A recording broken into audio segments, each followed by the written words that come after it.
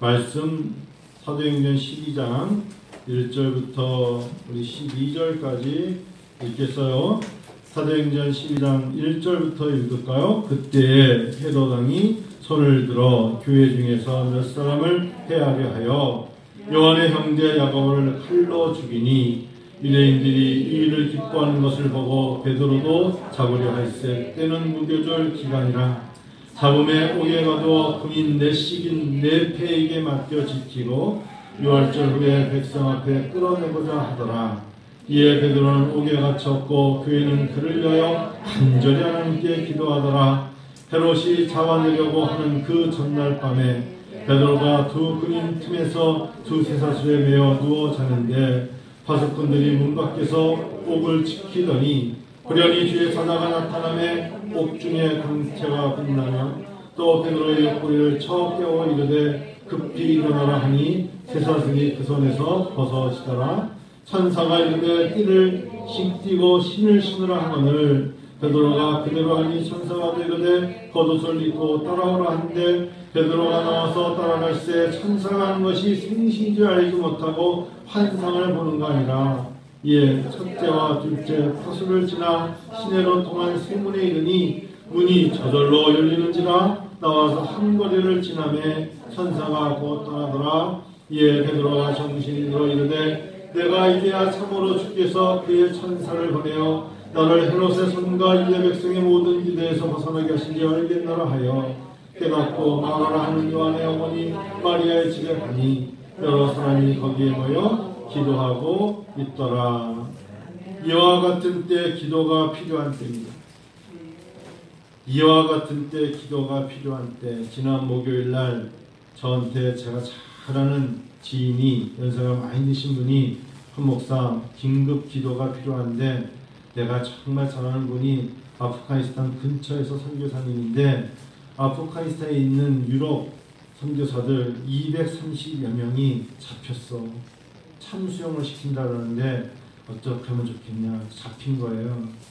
가짜뉴스 아니에요. 직접 거기 있는 아프가니스탄에 있는 선교사님이 직접 보낸 건데 아주 본때기를 보이겠다고 탈레반에서 잡아가지고 참수용을 시키겠다. 거기 국방부 장관 잡아가지고 총으로 싼 정도가 아니라 이참에 기독교를 아주 박해로 없애버리겠다 해서 목요일날 같이 모여서 하나님 봐달라고. 그래서 지금 아직 소식이 없는데 여러분 이슬람 내는 수니파 시아파의 이 탈레반은 아주 이 IS 이상으로 걔네들이지만 아주 잔인한 애들이에요. 전 예전에 그런 동영상 여러 번 봤거든요. 빨간옷을 입혀가지고 보다 지금은 못 봐요. 너무 잔인해가지고. 가만히 보면 기독교는 영적인 전쟁에서 기독교는 존재하고 있어요. 로마 박해 시대 때는 황제와 사람들이 꼭 축구장에 사람들을 모아놓고 구경하듯이 모아놓고 사자, 여러분 생각해보세요. 사람이 어떻게 굶겨놓은 사자와 사람을 싸우게 합니까? 사자와 한 마리 싸워서 그나마 그 사자 한 마리 이기면 두 마리를 풀고 세 마리를 풀어서 사람들이 사람을 찢어먹는 걸 보고 열광하게 만들면서 잔인하게 죽이는 그러한 속에서도 기독교가 존재했어요. 그 어려움 속에서 기독교가 그 모습을 보고 너희들도 너희 입에서 예수란 이름이 나오면 저렇게 갈기갈기 찢어 죽인다는 것을 보이면서도 기독교의 사람들이 숨어 카타콤이라고 계속 동굴에 들어가서 숨었지 않습니까? 지난주에 우리는 36년 동안에 일본이라는 가깝고도 정말 가까이 하고 싶지 않은 나라의 억압을 당하면서 일반인들은 모르겠지만 예수를 믿는 사람들은 천황 앞에서 절을 해야 되는 것에 거부하다가 신사참배를 거부하는 사람들이 많은 목숨을 잃었던 기독교예요. 그래서 광복 다시 빛을 찾았다. 76년을 우리가 지난주를 보내면서 기독교인들이 얼마나 모든 국민이 그랬듯이 눈물을 흘렸겠습니까? 기독교는 인류 역사에 사실은 환영받은 적이 없었어요. 강대국인 나라들이 기독교화됐기 때문에 그래도 조금 변질은 됐지만 사실은 인류 역사에 기독교는 환영받은 적 없었어요. 우리나라도요. 사실상 내가 교회를 다니고 그러지만 기독교인들이 뭐 한다 해가지고 누가 이렇게 박수 쳐주는 거 거의 없어요. 왠지 기독교라는 이름으로 가지고 나가면 오히려 불교라 그러면 아무도 그냥 그 사람 무속신앙은 아무 소리 안 해요. 그런데 기독교인이라 그러면 안경을 끼고 다른 색깔 안경을 끼고 쳐다보지 않습니까? 구약에서 하나님 이스라엘에게 수십 번, 수백 번, 수천 번 은혜를 주셨지만 이스라엘은 계속하여 하나님을 떠났기 때문에 받았던 고통도 있잖아요.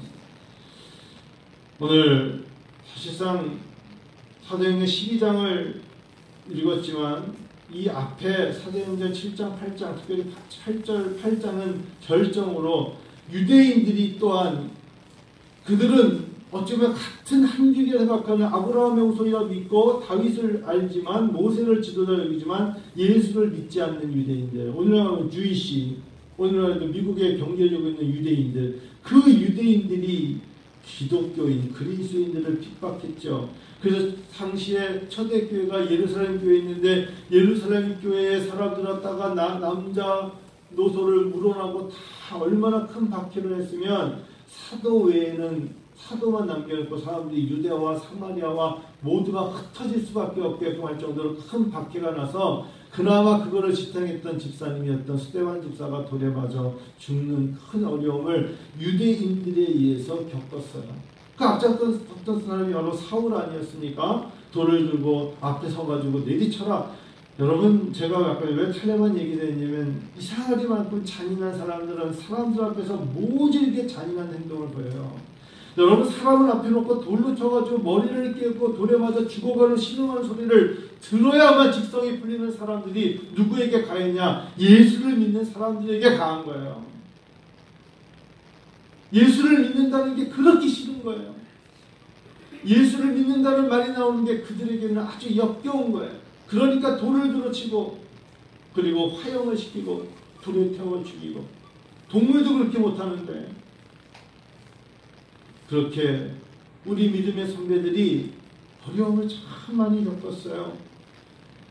그럼에도 불구하고 흩어진 사람들이 빌립이 복음을 전하고 또한 이디오피아 네시아에게 복음을 전하고 그들은 굴하지 않고 가는 곳마다 복음을 전해서 아프리카에 복음이 들어가고 아시아에 복음이 들어가고 그랬던 겁니다.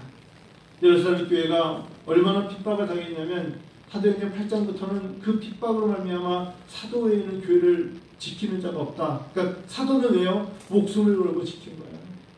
자, 그렇게 된 다음에 사도행전 11장에 오니까 사람들이 이제 숨어서 서로 예수 얘기를 못하는 거예요. 몇몇 사람들이 그리스도인, 당신도 그리스도입니까? 말하지 마. 사실 나도 그리스도를 믿는 사람이에요. 그렇게 11장 26절에 하니까 그들이 안디옥에 데려 서로가 사람을 만나서 둘이 교회 1년간 모여 있어 큰 무리를 가르쳤고 그때 이제 사울이 바울이 되는 과정 속에서 제자들이 안디옥에서 비로소 뭐라고 하더라? 그리스도인이라 일컬을 받게 되었다. 숨어 있었던 거예요. I'm a Christian? 뭐 이런 단어 못 써요. 지금 무슨 교회? 이런 단어 못 써요. 그때는 우리가 그리스도인인데 당신도 그리스도입니까? 하면서 자기들끼리 소곤소곤 되면서 예수가 그리스도가 되셨고 나는 그분을 믿어요. 그래서 주변에 있는 사람들이 그들을 보고 저들이 그리스도인이구나 라고 말했다는 게 바로 앞장 11장 26절에 말했는데 여러분 성경 보세요. 11장 27절에 보니까 같이 한번 여러분 11장 27절 한번 보세요. 그때 선지자들이 예루살렘에서 안디옥에 이르러요. 자, 예루살렘이 핍박을 당하니까 하나님이 교회 문을 닫은 것이 아니라 예루살렘에서 선교사를 파송해서 세운 교회가 이방인들을 위해 세운 교회가 안디옥 교회인데 이제 점차 하나님께서 점차 교회의 촛대를 옮겨가시는 거예요. 예루살렘에서 안디옥으로. 유럽에서 축구의 열광에 미쳐있는 사람들에게 교회 문이 닫히고 그 촛대가 사실은 한국으로 왔죠. 한국으로 온 거예요. 주일날 사람들은 프리미어 리그로 축구에 모여서 막 열광하면서 몸값이 얼마나 따지지만 교회는 텅텅 비어 있어요. 기독교가 로마로 해가지고 유럽으로 해서 결국은 영국과 이쪽을 통해 가지고 복음을 들은 웨슬리는 미국에 와서 감리교를 세웠고 다 그렇게 시작된 기독교 아닙니까? 그런데 지금 독일, 존 낙스나 존 펠빈이나 찌링길이나 이런 사람들의 배경이 된 이 제네바나 스위스나 독일은 교회가 자체가 지금 없어져 버렸어요. 굉장히 힘든 이야기죠. 그곳에 가면 누구나 다 뭘 가냐, 박물관 구경하듯이 여기가 예전에 존 낙스가 세운 교회고요, 여기가 칼빈이 세웠던 교회고요, 이런 얘기를 하는 것에 불과해서 한국교회 목회자들이 역사적인 발자취를 찾으러 갔던 교회로 끝나버린 거예요. 예루살렘 교회에서 지금 너무 핍박이 났고 사도들만 남은 교회에서 하나님은 교회 문을 닫지 않고 안디옥으로 왔는데, 자 여러분 28점 읽어봐요. 그 중에 아가보라 하는 한 사람이 일어나 성령으로 말하되 천하에 큰 흉년이 들리라 하더니 글라우디오 때 그렇게 됐는데, 이 바로 아가보는 사도행전 21장 10절에 신약의 선지자니까 바울 사도가 옥에 갇힌다는 이야기를 또한 예언해서 그렇게 되는 아가보란 선지자를 통하여 하나님 말씀하시는 게, 야 지금 너희들 예수 믿는 사람들, 기독교인들, 너희들 지금 핍박을 당해서 안디옥 교회가 이제 12장부터 시작되는 안디옥 교회가 이야기가 시작될 때쯤에 이미 뭐가 온다? 흉년이 온다는 거예요. 굉장히 배고프게 될 거야. 전체가 다 크게 흉년이 온다. 크게 흉년이 올 때쯤 12장 1절 볼까요? 그때에 헤롯 왕이 손을 들어 교회 중에서 몇 사람을 헤아려 했다. 그리고 2절에 요한의 형제 야고보를 칼로 죽였어요. 이 야고보는 예수님의 동생 야고보가 아니라 야고보, 요한과 함께 했던 요한의 형제 야고보인데 어떻게 죽였다고요? 칼로 죽였어요. 칼로 사람을 쳐 죽이는데 이 일을 누가 했냐? 바로 헤롯이 했어요. 헤롯. 여러분, 헤롯이라는 사람은요, 이렇게 생각해야 돼요. 두 가지라고 해야 되는데, 이 당시 때의 모든 당시의 권세자가 누구냐? 헤롯이에요. 북한의 김정은보다 더 어쩌면 모든 권력을 쥐고 흔들 수 있었던 분봉왕이었지만 헤롯. 그래서 세례 요한도 쟁반의 모가지가 정말 잘라내버려지는 그때의 왕이 이 헤롯. 아주 잔인함의 대명사 헤롯. 그 헤롯이 또한 사도행전에 이 교회에 똑같이 나타난 이 헤롯인데, 헤롯이 바로 예수님의 제자들 중에 한 사람이었던 야고보를 잡아서 칼로 죽여요. 몇 사람을 해할 때 야고보를 칼로 죽였다. 여러분, 칼로 죽였다는 것은 지금 탈레반이 사람들을 잡아놓고 지금은 총으로 쏴지만 물에다가 모가지를 매가지고 때로는 물에다가 집어넣어서 죽어가는 모습을 보이기도 하고 정말 참혹하게 죽이거든요. 돌에 쳐서 죽이고. 그래서 신명기 13장 15절에 당시에 우상 숭배를 하는 사람들을 죽일 때만 썼던 게 바로 칼로 베서 죽이는 거예요. 몸을, 여러분, 사람 몸을 칼로 벤다는 게 어떤 건지 아시겠죠? 칼로 죽이는데 이것은 가장 수치스러운 죽음으로 당시에 목베임은 살인자 배교한 도시의 거두달 처형 방법 중에 하나였는데, 헤롯 왕이 예수를 믿으면 이렇게 너희들 잔인하게 죽는 거야 라는 것을 보이기 위해서 야고보를 칼로 죽였으니, 이 사람이 다른 사람도 아니고 예수님을 그렇게 잘 믿던 제자도 어쩔 수 없이 저항하지 못하고 죽어가는 모습을 봤는데, 예수 없는 사람들, 하나님을 믿는다고 말했던 이 유대인들이 3절 읽어볼까요? 같이 읽으시죠. 유대인들이 이 일을 기뻐하는 것을 보고 잔인한 사람들. 달라바에서도 사람이 죽는데 옆에서 춤을 추고 총을 들고 소리를 지르며 자기 나라 국기를 보면 이렇게 두르고서 막 노래를 부르는 사람들 볼 때 거기에 무슨 신이 있어요? 거기에 무슨 종교가 있겠어요? 유대인들이 이 일을 기뻐하는 것을 보고 이제는 누구를 잡으려고 그래요? 베드로를 잡으려고 그래요. 근데 이때가 무교절이었어요. 자, 4절에 보니까 잡음에 무교절 기간이잖아. 무교절 기간이기 때문에 사실은 되게 헤롯은 사람들이 우리만 하면 추석 같은 때 누군가를 오히려 잡으면 안 되잖아요. 되게 몸살이었던 거예요. 자, 상황은 어때요? 크게 흉년으로 가난과 배고픔으로 있을 때 우리 예수 믿는 그리스도인이라고, 우리가 이제 그리스도인입니다 라고 지칭을 당하는 사람들, 즉 은혜와 비전교회 성도입니다, 예수 믿는 사람들입니다 라고 말하는 사람들에게 설상가상으로 다가오는 핍박, 이게 바로 코로나19 바이러스입니다. 2020년, 21년 우리가 겪고 있는 코로나 바이러스를 보면서 이 설교를 준비했어요. 설상가상이구나. 어렵구나. 힘들구나. 정말 어렵다는 이야기를 어떤 사람은 나는 그래도 견딜만 한데 라는 분들은 큰 은총이고요. 지금 주저앉아 정말 어제처럼 비 내릴 때 그 눈물이 정말 빗물처럼 흘러내리는 사람들도 있다고 말할 정도의 큰 어려움을 겪는 사람들. 견딜만 한데 상대적으로 조금 부족해요. 불편해요. 이 소리가 아니라 정말 다 잃어버린 사람들. 그 이야기를 사도행전 12장을 묵상하면서 설교를 준비해봤어요. 오직 예수를 전하려다가 잡혀버린 사람들. 그리고 이제 바로 결국은 잡혔어요. 그것도 바로 사도행전 4장에 성령이 충만했던 이 베드로가 수제자였던 베드로도 잡혔어요.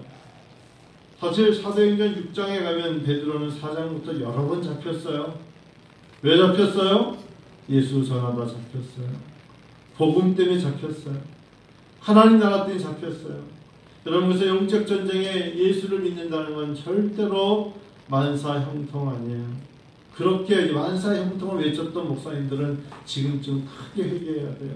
예수 믿으면 병안 걸리고, 예수 믿으면 항상 사업에 성공하고, 예수 믿으면 항상 평안하고, 거짓말하지 마요.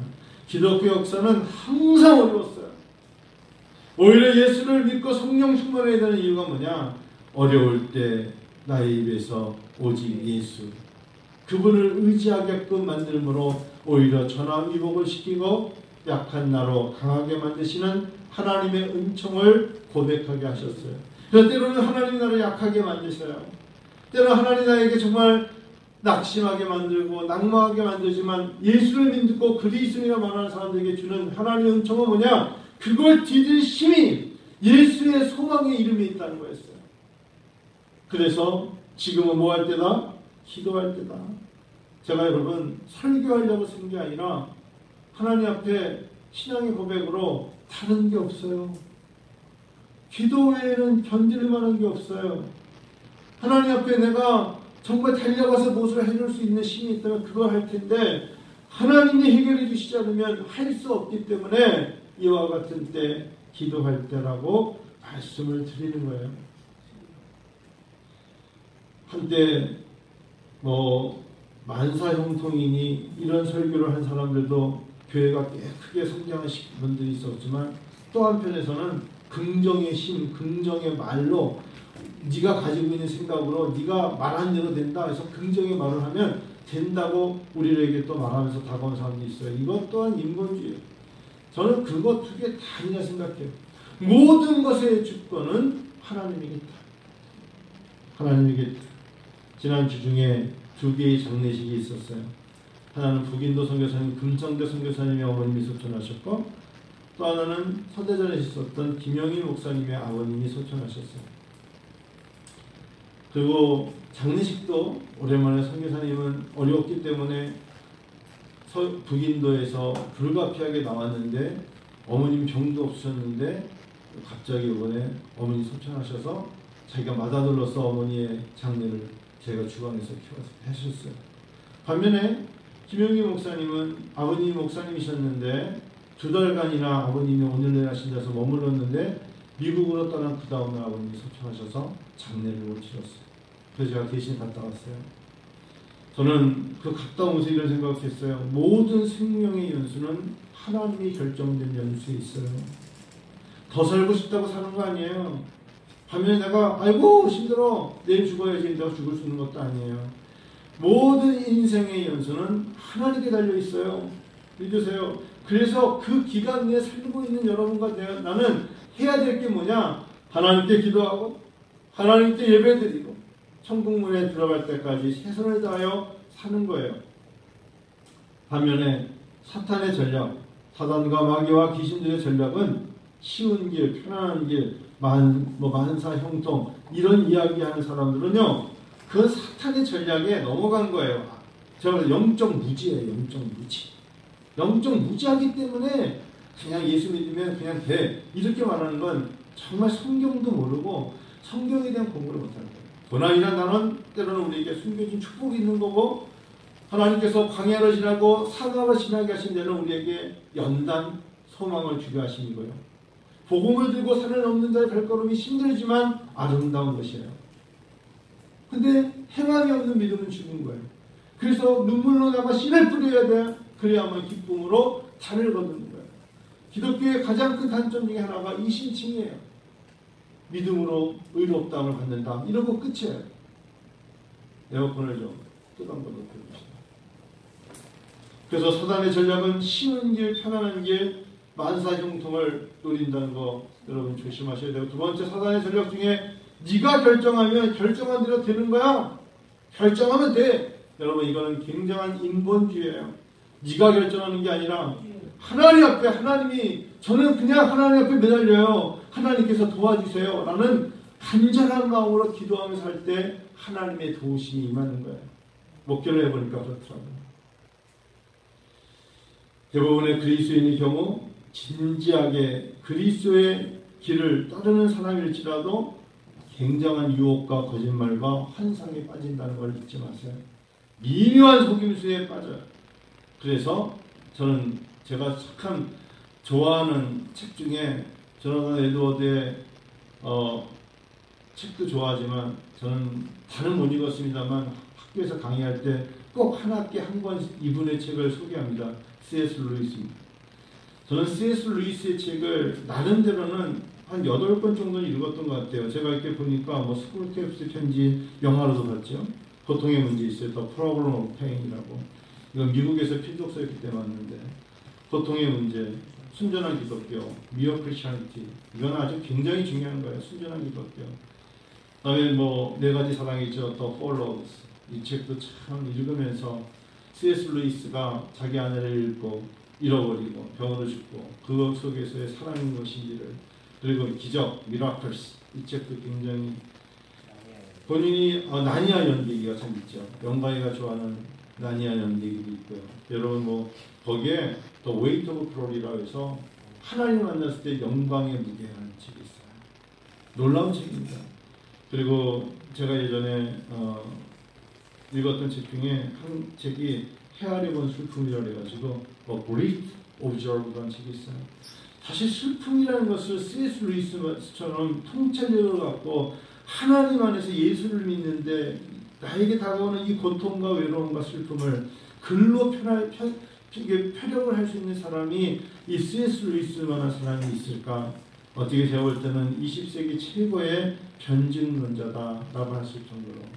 여러분 아마 그 반지의 제왕은 아마 젊은 친구들은 많이 봤을 건데, 세계의 어떤 3대 판타지 그러면 나니아 연대기하고 아마 반지의 제왕이 있을 텐데, 반지의 제왕은 여러분 뭐 톨키는 다 아는 거니까 뭐 그런 책들 중에 좀 나중에 시간이 되면 C.S. 루이스의 책을 읽으면 좋아요. 특별히 뭐 나니아 연대기 같은 경우는 영화도 많이 나왔잖아요. 캐스피안 왕자 같은 건 영화로도 나오고 있는데, 마지막에 최후의 전투, 또 라스트 배틀 같은 책은 무슨 영화로 나갔지 않습니까? 1956부터 1956년 동안 무려 6년 동안에 쓴 책이 나니아 연대기예요. 근데 제가 왜 이야기를 드냐면 C.S. 루이스가 여러분 뭐 스크루테이스의 편지 같은 책을 저희가 이제 미국에서 공부할 때 우리 교수님이 이 책을 갖고 시험을 낸 적이 있었어요. 왜 이 책을 갖고 읽게 만들었냐면 결국은 우리는 천사 얘기만 하고 좋은 이야기를 많이 하잖아요. 그런데 참 C.S. 루이스의 통찰력을 보세요. 우리는 사실은 천사만 기대하지만 거짓의 왕, 거짓의 영, 악마와 마주하고 살아가고 있다는 것을 잊지 말아야 되잖아요. 우리가 보이지 않는 흑암의 새벽이 우리에게 얼마나 많은 유혹을 하냐 이거예요.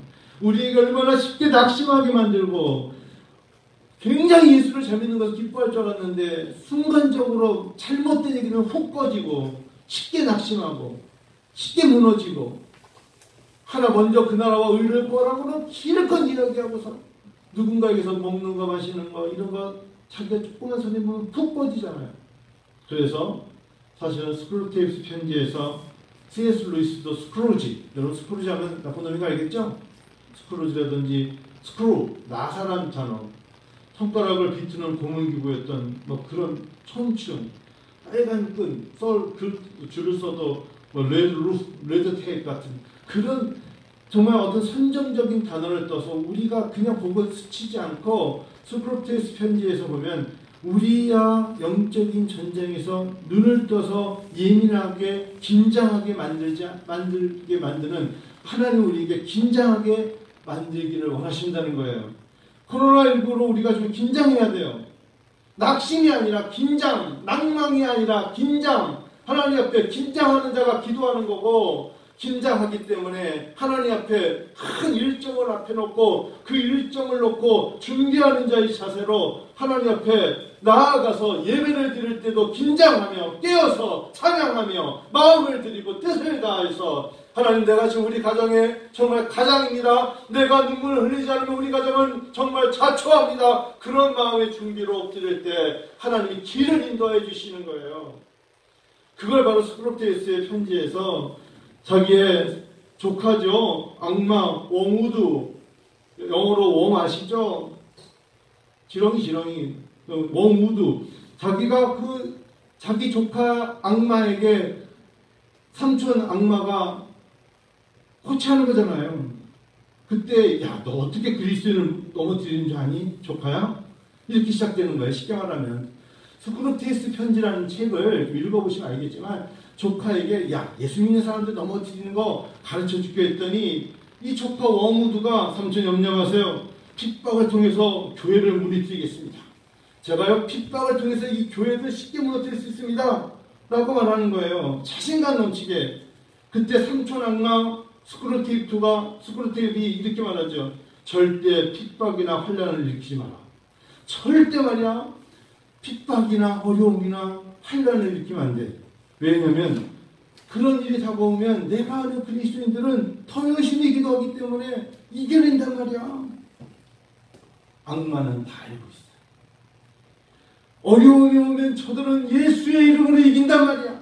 그러니까 낙심하게 만들고 그냥 낙심하다가 말라 죽게 만들어. 여러분 이런 이야기 들을 때 어떤 생각이 들으세요? 우리가 그동안에 너무 긴장하지 않았죠? 한국교회와 예수 믿는 사람들에게 항상 잘되고 더 잘되고 승승장구하니까 만사형통한 그런 자세로 교회가 교회를 경쟁하고 제가 말씀드렸죠. 기산동에서 목회할 때 정말 7평밖에 안 되는 교회 앞에 줄을 쭉 서 있는 새벽 기도하는 분들이 이 근처에 제일 큰 교회가 우리 교회 앞에 대형 버스를 세워놓고 성도들을 태워갈 때 목회자의 마음에 비굴함 그런 마음이 들면 뭐 진다나 그럴지 몰라도 저분들이 그냥 걸어서 우리 교회 와서 새벽에 우리 교회 예배는 안 드려도 올라와서 함께 기도하면 되는데 30분 전에 와서 타고 갈 때 또 자리가 없다고 싸우는 모습도 봤어요. 내가 먼저 서 있었는데 많이 이러면서 싸우고 있는 모습 보면서 한심하기 짝이 없다. 그런데 그런 말 하면 뭐하겠어요. 오늘 하나님 우리에게 이와 같은 때 기도가 필요한 때라 하시네요. 이와 같은 때 뭐가 필요한 때라? 기도가 필요한 때. 기도가 필요한 때. 그래서 저는 은혜와 부족의 성도 여러분 그렇게 외쳐도 단 한 번도 한 주 동안에 새벽에 일어나 기도하지 않는 건 웬일입니까? 저 새벽에 자기 집에서라도 일어나서 교회가 공동욕식으로 기도하는 시간에 맞춰서 한 번은 기도할 줄 알았는데 일주일이 지나도 그 시간에 한 번도 일어나지 않고 교회까지 안 나와도 괜찮지만 일어나서 기도하는데 하나님 앞에 기도 소리가 들리지 않는데 갇혀있는 베드로의 문이 어떻게 열리겠어요? 수요일날 여러분 어렵고 힘들 때 수요 기도회라는 게 교회에서 공적으로 있을 때 함께 나와서 2달에 한 번 정도라도 나와서 함께 찬양하며 기도하며 예배를 드리기를 하나님이 원하시면 그래야만 호련히 주의 천사가 묶여있는 내패식이라 감시하고 있는 베드로를 풀어줄 수 있다고 말하는데 하나님은 그러기를 원하시는 거 아니겠어요? 5절 읽어볼까요? 12장 5절 시작. 이에 베드로는 옥에 갇혔어요. 교회는 그를 위하여 간절히 하나님께 기도했어요. 이게 전제 조건이에요. 6절 읽어요. 헤롯이 잡아내려고 하는 그 전날 밤에 베드로가 두 군인 틈에서 두세 손에 매여 누워 잤는데 베드로가 한 건 뭐예요? 자고 있는 거예요. 우리들 중에 누군가는 전혀 기도할 수 없도록 잡혀서 감시를 당하는 사람이 있어요. 기도할 힘이 없는 사람이 있어요. 그럴 때 교회는 뭐 했어요? 기도했다고요. 7절 읽어요. 보려니 주의 사자가 나타나매 옥중에 광채가 빛나며 또 베드로의 옆구리를 쳐 깨워 이르되 급히 일어나라 하니 쇠사슬이 그 손에서 벗어졌어요. 베드로가 한 것은 순종뿐이었어요. 일어날 때 일어나! 일어나는 게 제일 힘든 거야! 라고 했을 때 베드로는 일어났던 것밖에 한 게 없어요. 자, 8절 읽어요. 시작. 천사가 이르되 띠를 띠고 신을 신으라 하거늘 베드로가 그대로 하니 천사가 또 이르되 겉옷을 입고 따라온다. 하나님의 사람들은 좀 들리면 성령이 마음에 감동을 주면 그대로 해야 돼요. 지금 어느 때인데 교회를 나가요. 지금 어느 때인데 지금 하나님께 기도할 때예요. 여러분 그러지 말고 하나님이 마음의 성령께서 나에게 감동을 주시면 예배를 드릴 때 그것이 온라인 예배라도 신령과 진정으로 예배를 드리셔야 돼요. 그대로 하세요. 그대로. 그래야 하나님이 역사하세요. 11절 읽어볼까요? 시작. 이에 베드로가 정신이 들어 이르되 내가 이제야 시작. 내가 이제야 참으로 주께서 그의 천사를 보내어 나를 헤롯의 손과 유대 백성의 모든 기대에서 벗어나게 하신 줄 알겠느나. 이제야 참으로 하나님이 하시는구나. 옆에서 아무리 쇠사슬로 묶어놔도 소용없어요. 나를 누가 묶고 나도 소용없는 건 중보 기도가 있는 이상 하나님은 다 역사하세요. 기도하는 한 가정에 한 사람이라도 기도한다면 그 기도의 선지자를 통하여 하나님은 일하실 거예요. 불가피하게 아직은 기도의 능력이 모르는 사람한테 그것을 요구하기는 어렵지만 적어도 예배를 드리면서 하나님 앞에 지금 이와 같은 때 기도하여야겠다는 것을 성령의 말씀하심에 가슴에 와닿는 분이 있다면 순종하시면서 기도해 보세요. 그럼 하나님이 이러실 겁니다. 12절 읽어요. 깨닫고 마가라 하는 요한의 어머니 마리아의 집에 가니 여러 사람이 거기에 모여 기도하고 있더라. 이게 답이에요. 여러분 어린아이들은 철이 없어요. 제가 볼 때는 교회 생활을 해도 나이가 많이 먹어도 어린아이같이 철이 없는 분들 많고요. 용서하세요. 항존직이라는 권사와 장로와 안수집사를 가진 사람들 제 눈에는 철이 없는 사람들이 참 많아요. 그 사람들은 그 자리에 대해서는 안 되는 사람이 된 것뿐이에요. 철이 없어요. 어린아이 같아요. 그거는 목회자도 예외가 아니에요. 하나님 우리에게 요구하시는 게 뭐예요? 지금은 뭐 해야 될 때다? 기도해야 될 때야. 니네 가정에 누가 지금 조타소로서 항해를 위해서 잡고 있는 줄 아니? 너잖아. 네가 나버리면 풍랑이 오면 배는 뒤집어지는 거야. 애새끼들을 보면서 불쌍하지 않니? 잠자고 있고 젖 먹고 있고 밥 먹고 있는 저 애들은 네가 깨어서 핸들 붙잡고 있지 않고 졸음운전하면 뒤에서 못 모르고 자고 있는 저 애들은 다 죽게 되는 거야. 강가로 절벽으로 위험한 곳으로 빠져들고 사고 나잖아. 네가 깨어야지. 성도 여러분, 저는 사도행전 12장을 묵상하면서 하나님이 나에게 하시는 거구나. 자, 이제 성경은 12절까지 읽었지만 한 절만 더 읽고 마칠게요. 우리 근데요. 자, 13절 14절 읽어봐요. 베드로가 시작. 베드로가 대문을 두드린데 로데라 하는 여자아이가 영접하러 나왔다가 베드로의 음성인 줄 알고 기뻐하며 문을 미처 열지 못하고 달려 들어가 말하되 베드로가 대문 밖에 섰더라니 15절 그들이 말하되 내가 미쳤다 하며 여자아이는 심성하라되 참말이라 하니 그들이 말하되 그러면 그의 천사라거나. 기도하면서 제발 믿어요. 기도했으면 하나님 응답하실 걸 믿고 진실로 기대하세요. 베드로가 풀어내기를 기도해서 하나님이 풀어줄 것을 믿으면 하나님 우리의 기도에 응답하셨더라고 감사해야지. 실컷 기도했는데 베드로가 오니까 내가 미쳤다는 거예요. 여러분 이런 게 우리에게 너무나 많지 않아요? 하나님 앞에 코로나로 설상가상 어려울 때 저는 여러분 하나님 우리에게 살 소망을 주실 거라 믿어요.